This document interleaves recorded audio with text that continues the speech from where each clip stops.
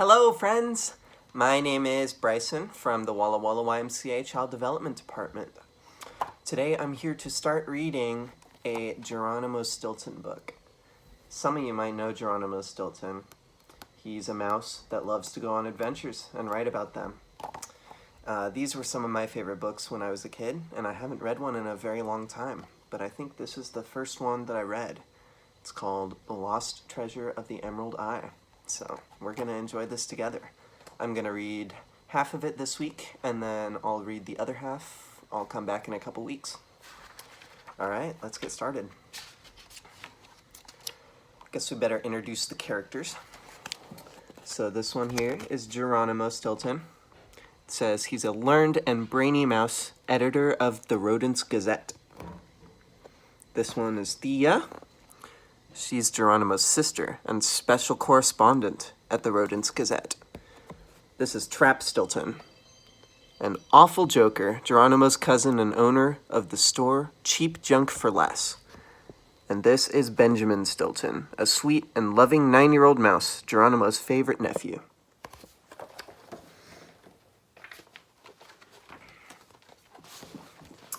Alright, Chapter 1, Late Again. Putrid cheese puffs!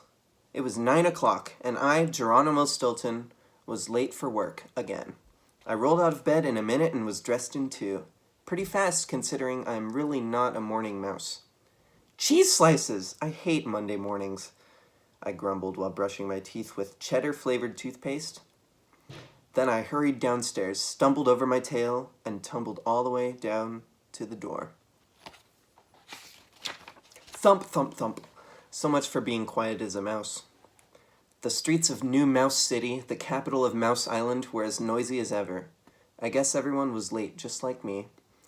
Cheese delivery trucks were everywhere, horns blasting. Mice, rats, and rodents of every size and shape raced by in cars, taxis, and Mouse Jordan sneakers. Taxi! I shouted, jumping into a cab. 17 Swiss Cheese Center. Minutes later, we pulled up to my editorial office. Oh yes, I forgot to tell you that I run a newspaper. It's called the Rodents Gazette. I took the stairs 2 at a time and burst inside. What a workout. Maybe I shouldn't have canceled my membership at Ratslalon after all. But before I could think about it, Mousella, my secretary, tackled me. Here's what New Mouse City looks like.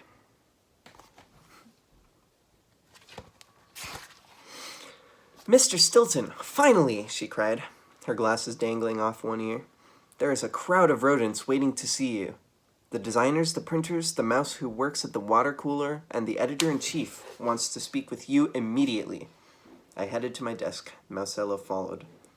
The copy machine is jammed, she continued. Another mailroom mouse quit. And boss, don't forget you promised me a raise. My head felt like it was about to explode. Even my whiskers hurt. I wouldn't wish this day on the meanest cat ever. Chapter 2, Thea's Secret. At lunchtime, my sister Thea, who is a special correspondent for the Rodents Gazette, came by on her motorcycle. I am taking you out to lunch, she said. We've got reservations at the Mouse House. She grabbed my paw and whispered, I have to tell you a very important secret. 20 minutes later, I peeled myself off Thea's motorcycle. My teeth were still chattering. Are you trying to give me a heart attack? I shrieked and tugged my whiskers back into shape. Why do you have to go so fast? It's dangerous. One day we're going to end up sipping cheese through straws at Mouse General. Tisk, tisk, tisk. The same old fraidy mouse, my sister laughed, slipping into the restaurant. Of course, before we could sit down, Thea had to greet 50 friends. Hi, Ratsy, how are you doing? Swissita? I rolled my eyes. Thea had more friends than a cheese delivery man the day before Thanksgiving. Here they are on the bike. Finally, we were seated. So what is it? I asked impatiently. But my sister was busy looking at the menu. Why don't we order first? She said. Cheddar ravioli for 2, she told the waiter, with extra spicy tomato sauce. Spicy, I groaned. You know I get heartburn. Did I mention my sister can be incredibly annoying at times? Thea waved her paw. Oh, please.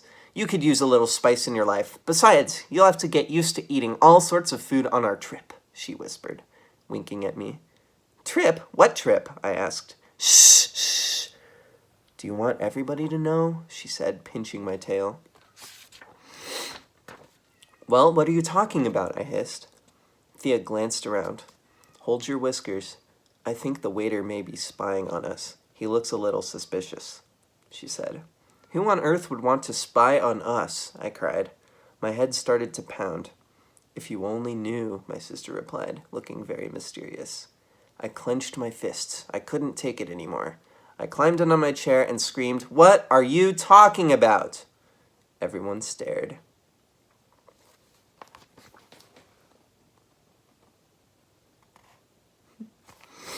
Slimy Swiss balls! Someone got up on the wrong side of the hole today, said Thea. But she began talking anyway.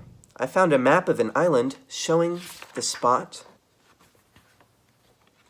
where the treasure is buried, she squeaked. The Emerald Eye.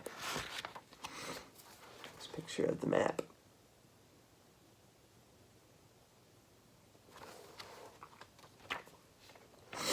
From under the table, she pulled out a yellowed piece of paper. I found this map at the flea market, she continued. Oh, Jerrykins, you must come with me. This is a once-in-a-lifetime chance, she finished excitedly. First of all, don't call me Jerrykins. My name is Geronimo, I cried. Second, I will be too busy at work. We are about to publish the next volume of Rodent Rules for Dummies. And besides, who ever heard of an emerald eye? It's ridiculous. Thea grabbed my paw and stared straight into my eyes. But you're my big brother. You can't let me go on my own, Jerry Berry, she squeaked in her sweetest voice. My sister could convince a cat to cook dinner for her. The name is Geronimo, I shouted. That night, I drank about 10 cups of snoozy time tea, listened to my Squeaky Sounds sleep tape, and counted grilled cheese sandwiches. Still, I didn't sleep one wink.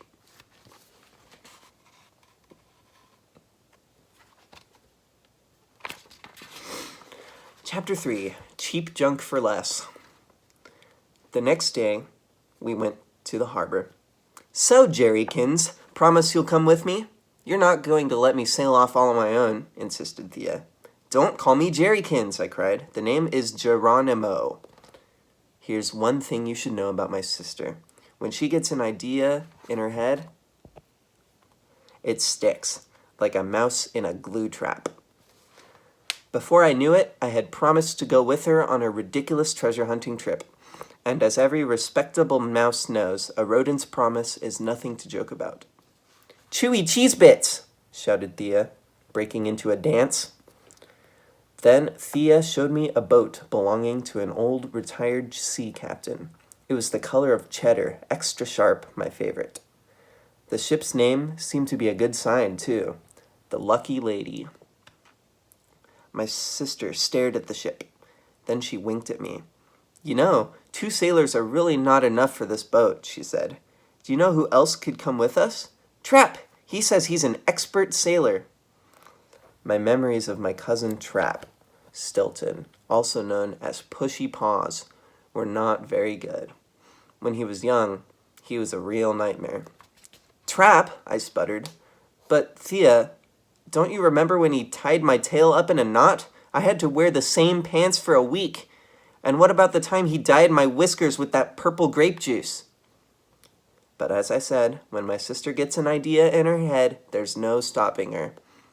Minutes later, we stood in front of Trap's thrift shop. Cheap junk for less. The store window was dusty and full of odd stuff. An old yellowed photograph, a fake crystal that was supposed to ward off cats, a box of silver whisker curlers, a super-powered fur dryer. We went in. As the door opened, it triggered a bunch of small brass bells hanging from the ceiling. Inside, a plumpish mouse with short paws and a pencil tucked behind his ear sat with his feet up on a comfy reclining chair. He wore baggy blue pants and a pair of bright red suspenders. It was Trap. He leapt up and scurried towards us with surprising speed.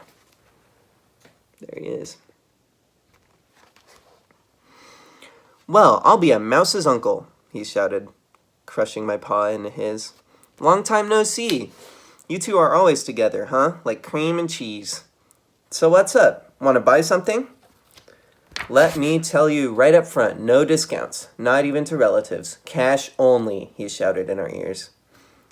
"Is there somewhere quiet we can talk?" asked Leah. Trap led us into a library filled with books on every subject. Cats, cheese, cats who eat cheese, and the mice who love them.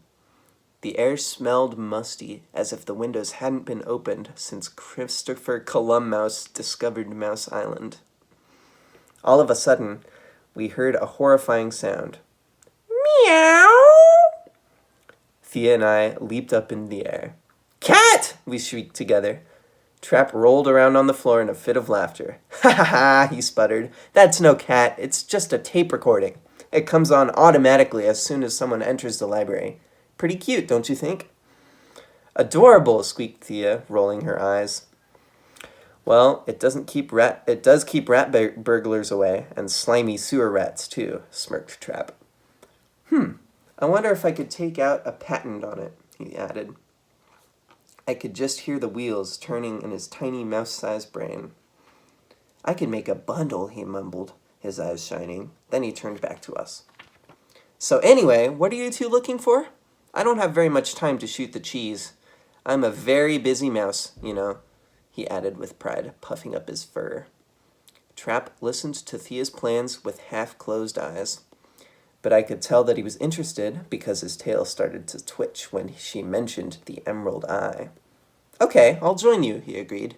"But anyone who dares to lay a paw on my part of the treasure is a dead rat." We toasted to a successful trip, and twisting our tails together, we squeaked, "To our trip! Friends together, mice forever." Chapter 4. Take me with you! On my way home, I stopped by to say hello to my favorite nephew, Benjamin. He's a cute little guy with tiny, flappy ears. "Uncle, read me a story," he cried when he saw me. So I sat down in the big, comfy chair in the den. Ben loves stories. When he was younger, he always zonked out before I had a chance to finish my tale. That's why I dedicated my book, Stilton's Cheesy Tales for Tiny Mice, to him. There they are.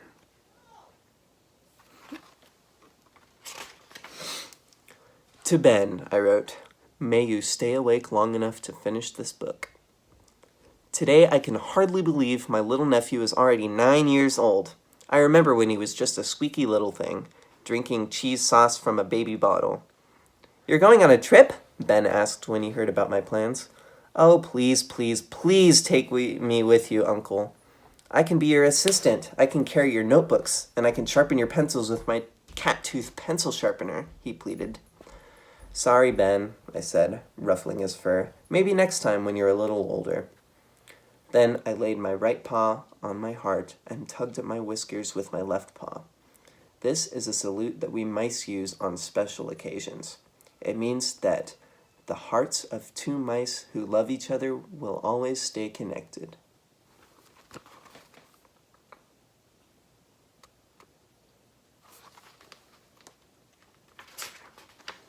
Chapter 5. Anything missing? 15 pounds of extra sharp cheddar, 80 boxes of mac and cheese, 10 tubs of Swiss, 9 bags of nacho cheese chips, unsalted. The next morning, I stood on the deck of the Lucky Lady, reading out a list of our supplies. What a mess. "Trap, fill up the water tank," I instructed my cousin, but instead of filling the water tank, he poured water into the fuel tank. "What are you doing?" I squeaked. "I think you had better lay off the extra sharp. It seems to be affecting your brain." I turned to my sister. "Thea, run and get me the compass I ordered down at Boats, Masts, and Beyond. Ask to see the owner, Squeaky LaRue, also known as The Squeak. He's a friend of mine, so he should give you a discount. You can't miss him. He's a tall, thin, gray mouse with a tail so furry you could use it to dust every room in your mouse hole." Just then I noticed Trap talking to the young ship rat on the boat next to ours. "That's right, my young rat friend," he whispered. "Don't tell anyone. We're looking for something, but I can't tell you what. It begins with a T and ends with an E. That's right, it's on an island." Quick as a cat at a mouse convention, I leaped up and yanked Trap away by the tail. "Are you going to blurt out the whole story about the treasure?" I hissed. Trap gave me an innocent smile. "Did I mention a treasure? There are lots of words that begin with T and end with E, you know," he smirked. "Telephone, for example. Or how about tic-tac-toe?" I banged my head against the side of the ship. By 6 o'clock that night, we had finished loading. I rushed to Rat's Authority, the best store in town for sporting goods. "Can you help me, please?" I said to Scratch, the mouse who owns the place. "I want to get everything I would need for a long sea voyage, and I'm in a big rush, so if you could hurry." "Well, tickle me with a cat fur feather, if it isn't Geronimo Stilton, the newspaper mouse," Scratch cried. "What an honor." He then began to drag out everything in the entire store. My head was spinning. There were 10 pairs of waterproof underwear, a floppy cheddar-colored straw hat that squeaked if you stayed out in the sun too long, and a life raft shaped like a slice of cheese on a 5-foot-long cracker.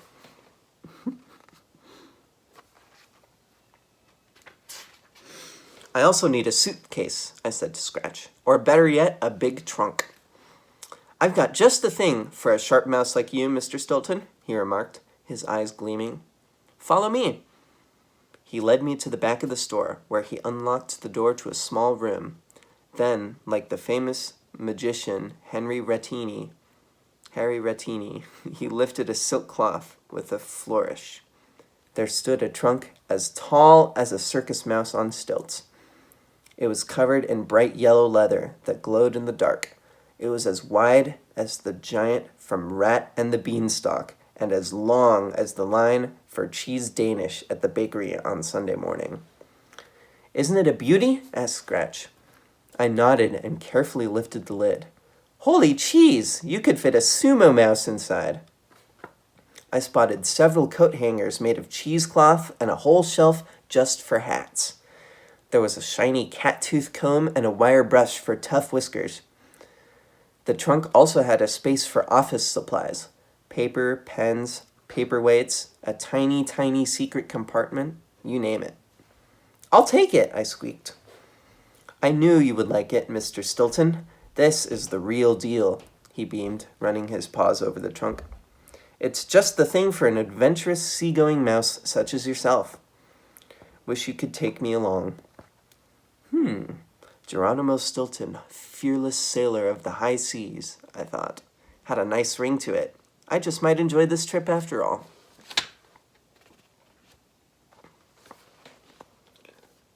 Ah, that salty smell of seaweed. Ah, the cool breeze blowing in off the sea. Ah, that salty smell of seaweed. I was starting to get into the sailing thing. It was so relaxing, sort of like sitting in a great-grandma Tinglefur's rocking chair. Holding the tiller of the Lucky Lady in my paws, I stared out over the ocean waves. It was dawn, and the sun was just coming up, pale as a slice of Swiss cheese. We had just left the harbor, but I felt as if I'd been sailing all my life. I was wearing a bright yellow windbreaker jacket with matching yellow pants and my new yellow hat. Can you guess what my favorite color is? Yep, there's nothing like a little yellow to cheer up a mouse. It's the most popular color on our island. We have yellow cars, yellow schools, and yellow airplanes. In fact, one year, even Santa Mouse wore a yellow suit instead of a red one. My nephew Ben wasn't too crazy about that, though. I smiled. I missed Ben so much. Funny how such a small mouse can give you such a big heartache. My daydreams were interrupted by Trap. He appeared on a deck, munching on a bag of nacho cheese chips. "Hey there, cousin," he squeaked with his mouth full. "Want some?" "Be careful," I warned. "Don't get any grease on the deck." "You're such a worrywart," he muttered, laying his greasy paws right on the deck. I closed my eyes and counted to 10. Just bring me my chart, I sighed. I need to see if we are on course for Treasure Island. Hey, no problemo, my little cousin, squeaked Trap, waving a life buoy at me. He did a little dance. Look out, I shrieked. You almost stepped on my glasses. I broke out in a cold sweat. Without my glasses, I couldn't tell the difference between a slice of mozzarella and a hunk of cheddar. Why, oh why had we brought him along?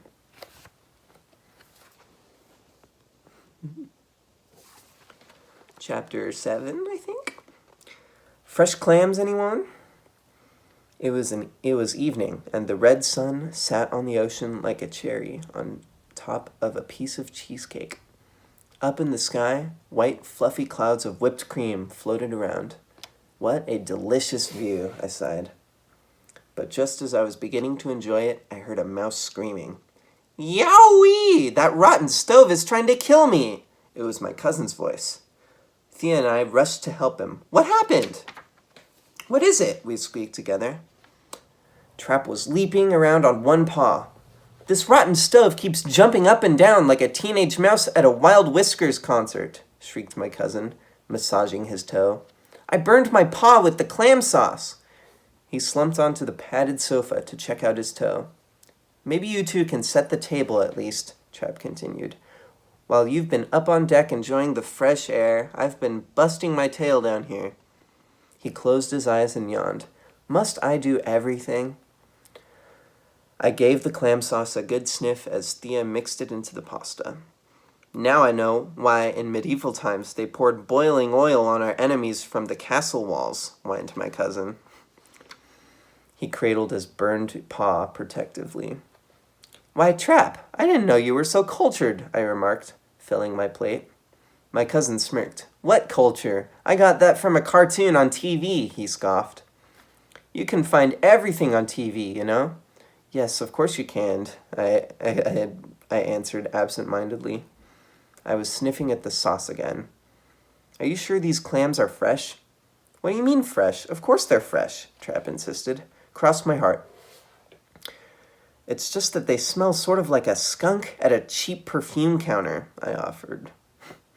My cousin jumped off the sofa. Are you calling me a liar? He shouted. I told you they were as fresh can be. If you don't believe me, fine. I guess you just enjoy hurting my feelings. Thea grabbed a slice of bread and headed for the stairs. It's my turn to stand watch, she chirped, racing away. I hesitated for a moment, then began to eat very slowly. I don't think I'll have any clams after all. I lost my appetite, said Trap, nibbling some bread and cheese. At 2 o'clock that morning, I woke with a horrible stomach ache.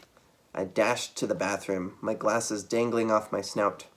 Seconds later, I tripped over the bath mat, banged my snout on the medicine cabinet, and plopped onto the toilet. Suddenly, I had a horrible thought.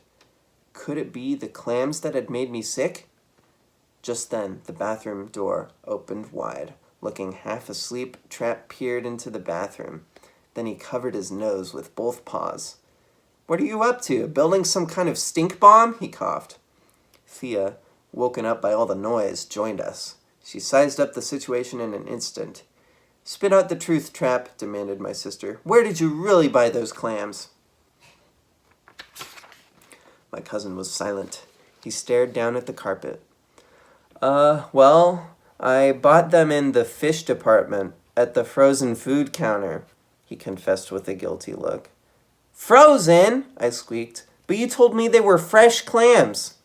Trap stood up straight. Well, yes, of course they were fresh. At one time, the frozen clams were, a special offer. The mouse who sold them to me last month told me to eat them that same day or they would spoil, but of course I didn't take him seriously. You know these sales mice, they always tend to exaggerate, squeaked Trap. Grr, sales mice, my paw, I cried. Do you realize you could have killed me with that poison? You should get a job as a chef at a cafeteria for cats. I tried to grab him, but I ended up stumbling over a roll of toilet paper instead. Why, oh why, had we brought him along? Chapter 8. A Mystery on Board. At dawn, on the 16th day of sailing, we were almost halfway to Treasure Island. After my watch, I went down to the galley where we had stored all of our food. That's when I discovered the breadcrumbs on the floor. Strange, very strange, I thought. The trail of crumbs led to a barrel full of apples. I lifted the barrel's lid. Inside, I found 5 chewed-up apple cores. Did we have a stowaway on board? I decided not to say anything to the others. Not yet, anyway. If I was wrong, they would make fun of me for the rest of the trip. The next night, when everyone was asleep, I sprinkled some baby powder in front of the kitchen door. Then I tied a piece of thread to the doorknob. Early the next morning, I went down to check. Just as I'd thought, the thread had been broken. Yep, it sure looked like someone had been sticking their paws in the old cheese bit jar. Then I noticed the paw prints in the powder. How odd. They were very, very small. Could they belong to a dwarf mouse? I decided I had to do something before the little thief ate us right out of the houseboat and home. That night, I slept with my lucky baseball bat by my side. It was a present from Slug Rat Jones, who also known as Sluggy, an old rat friend of mine who plays professional baseball. If that stowaway came after me, I'd be ready for him. It was 1 o'clock in the morning when I finally heard creaking sounds coming from the kitchen. I put on glasses. Then I grabbed a flashlight with my right paw and the bat with my left. Here it goes.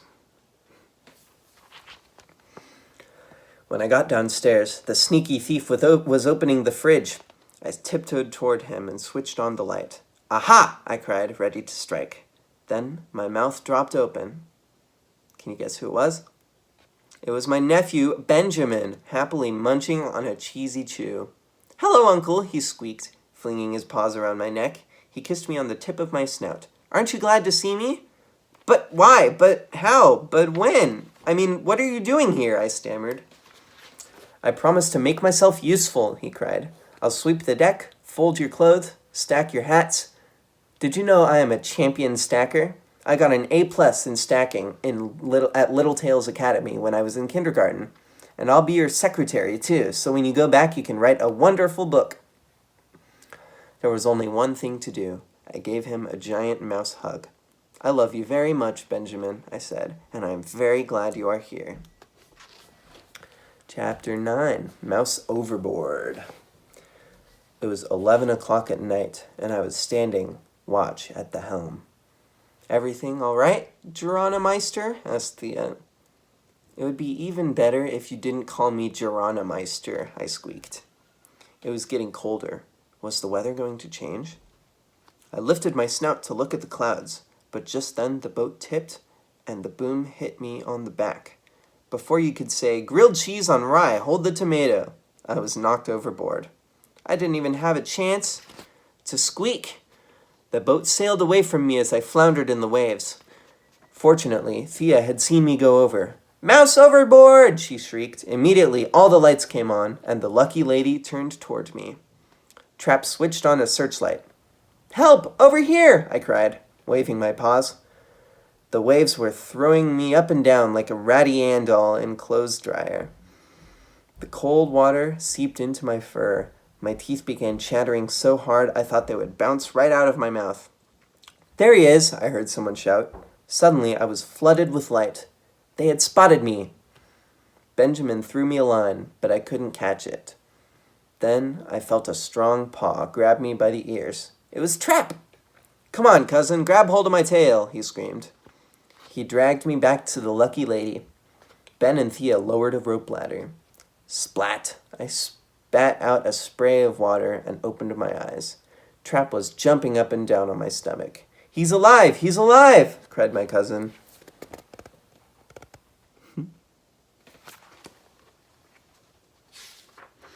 My ears were blue from the cold. Thea was holding my paw. Tears shone in her eyes. Uncle Trap, you really are a hero, Ben exclaimed. Really, Trap, we don't know how to thank you, Thea added gratefully.